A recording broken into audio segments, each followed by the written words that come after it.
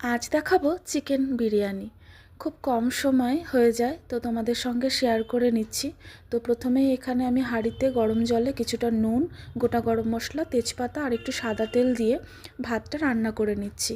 ওদিকে বিরিয়ানির জন্য আলুটা ভেজে তুলে নিচ্ছি। আর ভাতটা আমরা এখানে 80% মতো কুক করে নেব, বাকিটা দমে হয়ে যাবে। এদিকে পেঁয়াজের বেরেস্তা করতে বসিয়ে দিয়েছি, বেরেস্তাটা হয়ে গেছে। তো তেলে আমি আরও কিছুটা তেল দিয়ে চিকেনের মশলাটা কষিয়ে নিচ্ছি। তো চিকেনটা আমি আগে থেকেই ধুয়ে নুন, হলুদ, লঙ্কার গুঁড়ো আর লেবুর রস মাখিয়ে রেখেছিলাম। তো এবার চিকেনটা দিয়েও খুব ভালো করে কষিয়ে নিচ্ছি। আর ঘরে আমার আগে থেকেই বানানো ছিল বিরিয়ানি মশলা বন্ধুরা, তো সেই বিরিয়ানি মশলাটা দিয়ে চিকেনটা আমি এখানে খুব ভালো করে রান্না করে নিয়েছি। এবারে বিরিয়ানির লেয়ারটা বানিয়ে নেব।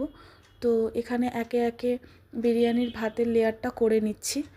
এখানে পেঁয়াজের বেরেস্তা, কিছুটা বিরিয়ানির মশলা, সাথে চিকেন গ্রেভি যেরকম হয় আমি আমার মতো করে নিচ্ছি। সাথে কিছুটা কেওড়া জল, একটু গোলাপ জল, আর তার সাথে একটু ঘি, আর দুধে আমি একটু ফুড কালার মিশিয়ে রেখেছিলাম, সেটাই দিয়ে দেবো। আমার কাছে এই মুহূর্তে কেশরটা ছিল না, না হলে দুধে কেশর ভিজিয়ে দিলেও খুব সুন্দর রং হয়। তো এইভাবে আমার সাজানো হয়ে গেছে। এবার আমি একটা তাওয়া আগে থেকে গরম করতে বসিয়ে দিয়েছিলাম, ওখানেই আমি এবার দমে দিয়ে দিচ্ছি 20 মিনিট। তো 20 মিনিট দম দেওয়া হয়ে গেছে, তো বিরিয়ানি রেডি। তো কারা কারা বিরিয়ানি পছন্দ করো বন্ধুরা আমাকে জানিও। আমার বিরিয়ানি খেতে ইচ্ছে করলেই ঘরে থাকা উপকরণ দিয়েই খুব কম সময় আমি আমার মতো করে এইভাবে বিরিয়ানি রান্না করে নিই। তো সেটাই তোমাদের সঙ্গে শেয়ার করে নিলাম। কেমন হয়েছে প্লিজ আমাকে জানিও।